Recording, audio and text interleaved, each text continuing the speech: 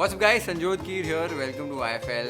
दाल पकवान बना रहा हूँ आज। अब हर सिंधी घर की दाल पकवान की रेसिपी थोड़ी थोड़ी अलग अलग होती है और मैंने कुछ ही टाइम पहले अपने इंस्टाग्राम हैंडल पे आप सबसे पूछा था कि कौन से वाले दाल पकवान बनाऊँ। तो काफ़ी सारे लोगों ने बोला था जो थाने में और उल्लासनगर में जो 3 अलग अलग डिफरेंट किस्मों की दालों के साथ दाल पकवान बनाए जाते हैं वो वाली रेसिपी शेयर करने, तो वही बना रहा हूँ। अब बेसिक दाल पकवान तो चने की दाल के साथ पकवान सर्व कर देते हैं। यहाँ चने की दाल साथ में मूंग दाल भी होती है और सर्व की जाती है। पर ये वाली जो उल्लासनगर में मिलती है और कोपरी कॉलोनी थाने में मिलती है, उसमें 3 दालें होती हैं। एक तो प्लेन मूंग दाल होती है, साथ में एक बेसिक तड़के वाली चना दाल होती है और तीसरी हरे मूंग की दाल होती है जो थोड़ी मखनी स्टाइल बनाई जाती है थोड़े से मसाले वगैरह के साथ। और ये 3 दालों को फिर मिक्स करके साथ में पकवान सर्व किए जाते हैं। ऊपर चटनी डाली जाती है, प्याज डाले जाते हैं और बहुत ही ब्यूटीफुल दाल पकवान लगते हैं। और एक नाश्ते की भी आइटम सर्व की जाती है जिसे दाल सैंडविच कहा जाता है, यही 3 दालें यूज़ करके।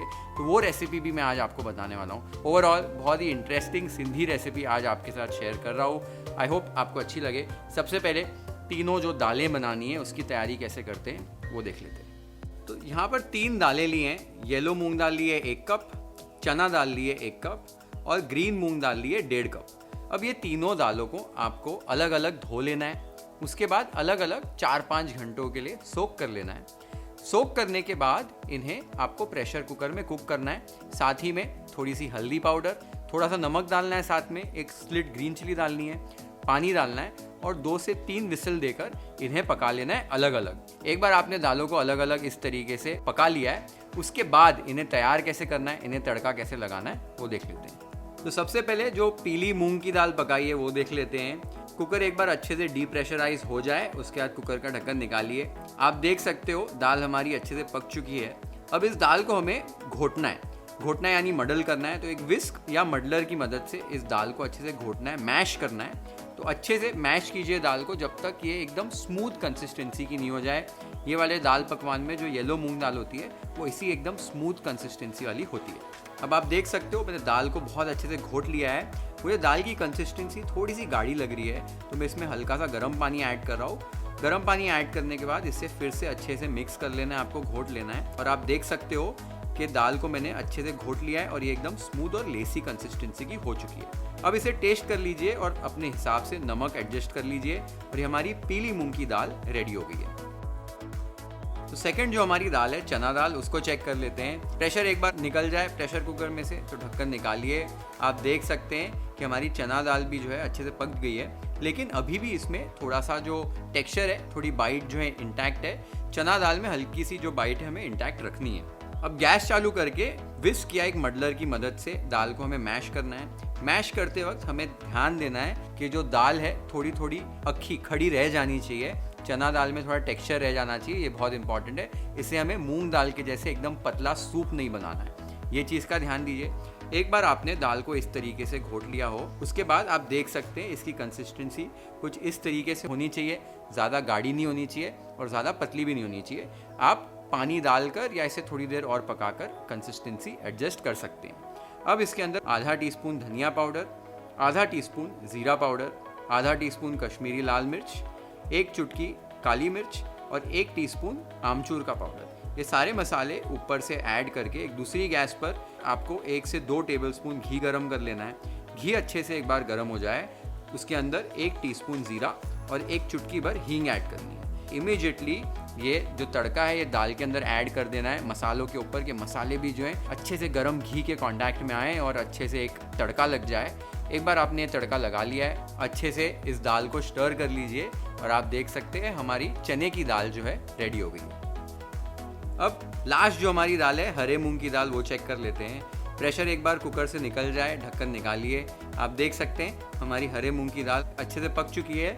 इसमें अभी भी हल्की सी बाइट रह गई है, लेकिन जब हम दाल को पकाएंगे तो वो अच्छे से तभी उस स्टेज पर हम इसे मैश करेंगे। अब तड़का जो है इसका अलग से तैयार करना है। एक बड़े से सुपड़ी में या एक बर्तन में 2 टेबलस्पून घी ऐड कीजिए, साथ ही में 2 टीस्पून तेल ऐड कीजिए। एक बार घी गर्म हो जाए तो 1 टीस्पून जीरा ऐड करके क्रैकल होने दीजिए। साथ ही में 1 मीडियम साइज़ का चॉप किया प्याज ऐड करना है।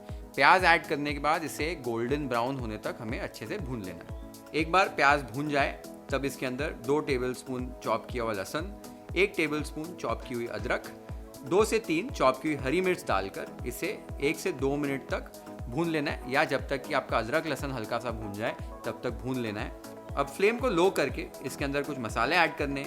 1 टेबलस्पून कश्मीरी लाल मिर्च पाउडर, 1 टेबलस्पून धनिया पाउडर, 1 टीस्पून जीरा पाउडर, 1/4 टीस्पून हल्दी पाउडर। ये सारे मसाले ऐड करके इसे फटाफट से स्टर कर लीजिए। अब इसके अंदर 3 टमाटरों की प्योरे मैंने करके रखी हुई है, वो ऐड कर रहा हूँ। साथ ही में टेस्ट के हिसाब से नमक ऐड कर दीजिए। और अभी टमाटरों को आपको तब तक भूनना है जब तक कि टमाटर और मसालों में से तेल और घी अलग नहीं हो जाता है। तो अच्छे से 6-7 मिनट इसे अच्छे से भूनिए।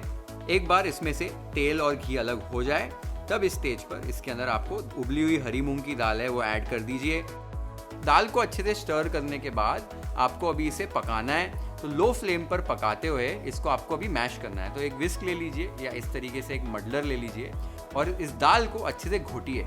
इस दाल को भी कम से कम आपको 10-15 मिनट तक घोटना है, या जब तक कि इसकी जो कंसिस्टेंसी है वो हल्की सी लेसी हो जाए और हल्की हल्की दाल खड़ी भी रह जाए, उस कंसिस्टेंसी तक इसको घोटना है। और एक बार आप दाल को अच्छे से घोट लें, घोटने के बाद इस दाल को आपको अच्छे से पकाना है। तो आप देख सकते हो मैंने दाल को घोट लिया है, ये एकदम थिक हो चुकी है। इस स्टेज पर कंसिस्टेंसी एडजस्ट करने के लिए हल्का सा इसमें गर्म पानी ऐड कर रहा हूँ। गर्म पानी ऐड करने के बाद आपकी जो कंसिस्टेंसी है दाल की वो सेमी थिक हो जानी चाहिए, ज़्यादा गाढ़ी या ज़्यादा पतली नहीं होनी चाहिए। अब इस दाल को 10-15 मिनट के लिए लो फ्लेम पर और पका लीजिए। 10-15 मिनट बाद जब दाल आपकी पक जाए उसके बाद फाइनली इसके अंदर 2 से 3 टेबलस्पून मक्खन ऐड कीजिए, 1 चुटकी भर गरम मसाला, 1 चुटकी भर आमचूर पाउडर और 1 चुटकी भर भुनी हुई कसूरी मेथी ऐड करके सारी चीज़ों को मिक्स कर लीजिए। अब इस दाल को 5 से 6 मिनट आपको उबलने देना है। आप जितना ज़्यादा इस दाल को पकाएंगे उतना ही ज़्यादा इस दाल में टेस्ट आएगा। तो अगर आपके पास टाइम है तो अच्छे से आधा पौना घंटा दाल को एकदम लो फ्लेम पर कढ़ने दीजिए और आपकी दाल बहुत ही अमेजिंग बनेगी। एक बार आपकी दाल आपने अच्छे से पका ली है तो इसको टेस्ट करके अपने हिसाब से इसमें नमक एडजस्ट कर लीजिए। लास्ट में इसमें ताज़ा कटा हुआ धनिया ऐड कीजिए और अब आप देख सकते हैं आपकी ग्रीन मूंग की दाल भी रेडी हो गई है। तो तीनों दालें हमारी बन गई हैं और बहुत ही टेस्टी लगता है ये जब तीनों दालें मिक्स होती हैं, बहुत ही अमेजिंग लगती है।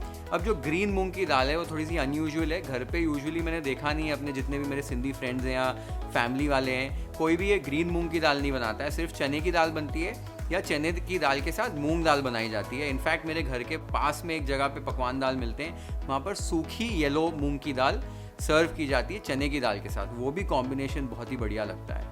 अब आप चाहें तो सिर्फ मूंग की दाल और चने की दाल बना सकते हैं, और अगर मेरे जैसे ऑल आउट आपको जाना है तो तीनों दालें बनाइए और मज़ा लीजिए इस पकवान दाल का। तो दालें रेडी हो गई हैं। अभी नेक्स्ट स्टेप ये है, हमको पकवान बनाने हैं। तो पकवान कैसे बनाते हैं एकदम क्रिस्पी लाइट एकदम मज़ेदार वाले, वो देख लेते हैं। एक बड़े से बोल के अंदर 2 कप मैदा, 1 टीस्पून जीरा, 1 टीस्पून अजवाइन को ऐसे हाथ में मसल कर ऐड कर दीजिए। साथ ही में टेस्ट के हिसाब से नमक और 2 से 3 टेबलस्पून जो तेल ऐड किया है वो मोइन करने के लिए ऐड किया है। अब इन सारी चीज़ों को अच्छे से मिला लीजिए। आपको अच्छे से जो मैदा है उसको तेल के साथ रब करना है ताकि इसमें थोड़ा सा मोइन क्रिएट हो जाए और इससे हमारे जो पकवान है वो एकदम क्रिस्पी बनेंगे। मोइन हमने बहुत ज़्यादा नहीं ऐड किया है, ये बात का आपको ध्यान देना है। एक बार आपने इस तरीके से अच्छे से सारी चीज़ों को मिक्स कर लिया है, आप एक बार ऐसे आटे को होल्ड करके देखिए, आपका आटा जो है इस तरीके से जुड़ना चाहिए। अब इसके अंदर आधा कप मैं पानी ऐड कर रहा हूँ। ग्रेजुअली पानी ऐड करके आपको आटे को कंबाइन कर लेना है। कभी कभी मैं इसमें थोड़ा सा और पानी डालता हूँ, तो आज मैंने आधे कप के ऊपर 3 टेबलस्पून पानी और डाला है। आप इसी तरीके से थोड़ा कम ज़्यादा करके पानी एडजस्ट कर सकते हैं। आपको ध्यान देना है कि आपका जो आटा है, जो डो है, वो सेमी टफ होना चाहिए, बहुत ज़्यादा सख्त नहीं होना चाहिए और एकदम ढीला भी नहीं होना चाहिए। तो अभी एक बार आपका आटा एक साथ आ जाए, 3 से 4 मिनट आपको इसको गूंदना है। एक बार आपने 3 से 4 मिनट आटे को गूंद लिया है, आपका जो डो है वो रेडी हो गया है। इसे ढककर 15 से 20 मिनट का रेस्ट दे दीजिए और फिर आप इससे पकवान बना सकते हैं। आटे को रेस्ट देने के बाद आपको आटे को डिवाइड कर लेना है, इसके पेड़े काट लेने हैं। पेड़े काटने के बाद अभी इसे आपको बेलना है। तो बस बिना कोई सूखा आटा लगाए इसको आपको बेलना है। बेलते वक्त आपको ध्यान रखना है कि इसकी जो थिकनेस है, आप जो नॉर्मल चपाती बनाते हैं वही थिकनेस रखनी है, बहुत ज़्यादा मोटा नहीं रखना है। मोटा रखते हैं तो काफ़ी हैवी बनता है पकवान। इस तरीके से इस थिकनेस में पकवान को बेल लीजिए।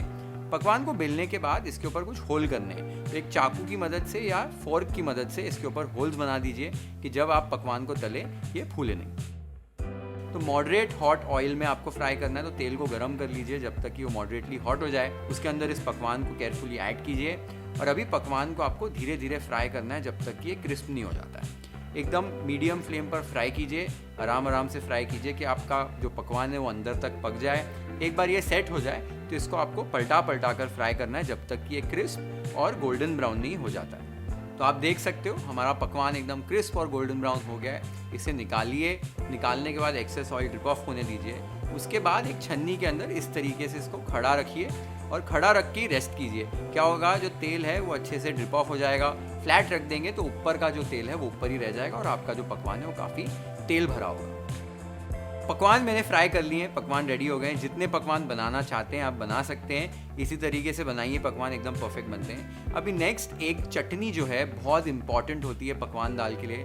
तो मैं क्या करता हूँ, कोई लोग खाली तीखी चटनी डालते हैं, कोई लोग तीखी और मीठी चटनी अलग अलग बनाकर डालते हैं। मैं एक कॉम्बिनेशन वाली चटनी बनाता हूँ। थोड़ा प्याज पड़ता है उसमें, केरी पड़ती है, इमली पड़ती है, बहुत ही ब्यूटीफुल चटनी बनती है।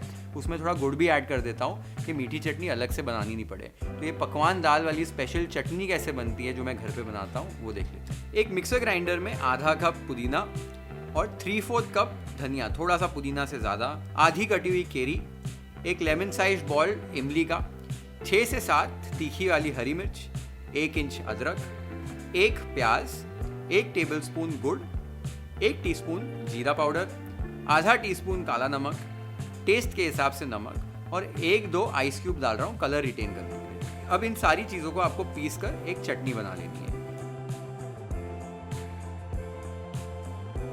अगर आपको ज़रूरत लगे तो इसके अंदर थोड़ा सा पानी ऐड कर सकते हैं कंसिस्टेंसी एडजस्ट करने के लिए और इजीली चटनी को पीसने के लिए। आप देख सकते हो मैंने चटनी को पीस लिया है और हमारी पकवान दाल वाली चटनी रेडी हो गई। तो हमारी दालें रेडी हो गई हैं, पकवान भी रेडी हो गया है, साथ में चटनी भी बना ली और ये चटनी ज़रूर ट्राई करना, बहुत ही अमेजिंग लगती है। अब हमें पकवान दाल को सर्व करना है। सर्व करते समय मैं कुछ चीज़ें और यूज़ करने वाला हूँ। जैसे पहले तो एक तड़का देने वाला हूँ दालों के ऊपर और फिर उसके बाद थोड़े से मसाले वाले आलू यूज़ करने वाला हूँ। तो बॉइल्ड आलू के अंदर बस थोड़ा सा नमक, चाट मसाला, थोड़ा धनिया पाउडर, थोड़ा मिर्च का पाउडर डाल के मिला लीजिए और इसको पकवान के ऊपर सर्व कर सकते हैं। वो कम्प्लीटली ऑप्शनल है। साथ में बीटरूट वाले प्याज होते हैं, थोड़े कलर वाले प्याज आपने देखे होंगे। तो बस प्याज के लच्छे काटने या चॉप प्याज काटना है, हल्का सा बीटरूट उसमें घिस के ऐड करना है, उसको मिक्स कर लेना है, तो आपकी प्याज भी रेडी हो जाएंगे। और साथ ही में चटनी तो हमने बना ही दी है। एक मिर्ची भी सर्व की जाती है पकवान दाल के साथ और उसको थोड़ा तीखा कम करने के लिए और एकदम परफेक्ट लगे वो पकवान दाल के साथ, उसको हल्का सा हल्दी के पानी के अंदर बॉईल कर लिया जाता है स्लिट मार के। तो मिर्ची भी तैयार करके रखी हुई है। तो सारी चीज़ें रेडी है, पकवान दाल की दुकान सेट है। प्लेट कर लेते हैं, सर्व कर लेते हैं पकवान दाल YFL स्टाइल।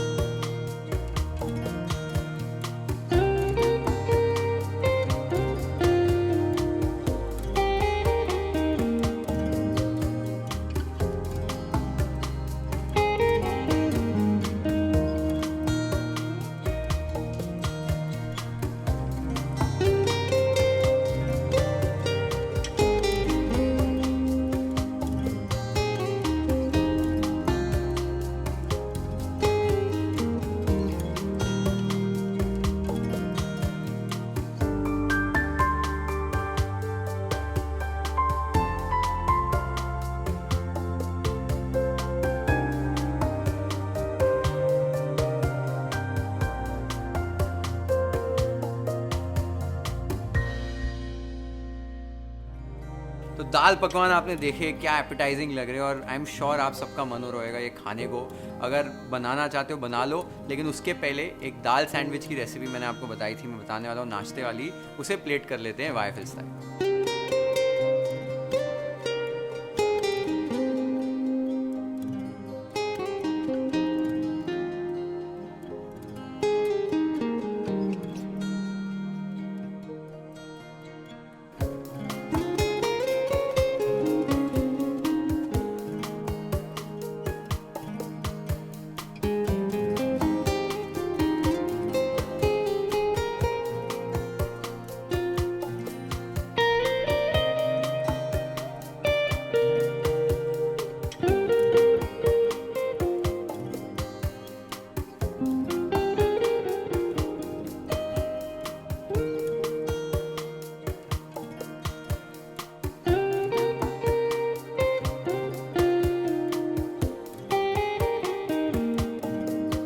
तो दाल सैंडविच भी आपने देखा, क्या ब्यूटीफुल लगता है और एक कम्प्लीटली ऑपोजिट टेक्सचर है। पकवान एकदम क्रिस्पी होता है और ब्रेड एकदम दाल में डालने के बाद मेल्ट हो जाती है एकदम, और बहुत ही मज़ा आता है खाने में। तो ज़रूर ट्राई करो ये रेसिपी, और अगर ट्राई नहीं करने वाले हो तो आई एम श्योर आप जाके तो ज़रूर खाने वाले हो, लेकिन एक बार ज़रूर ट्राई कीजिए। आप बार बार बनाओगे रेसिपी बनाकर मुझे बताओ कमेंट्स में आपको कैसी लगी। Share this video with your friends and family, hit the like button if you like this recipe, follow and subscribe to YFL if you haven't yet. Have an amazing time with this beautiful dal pakwan recipe at your home. Cheers.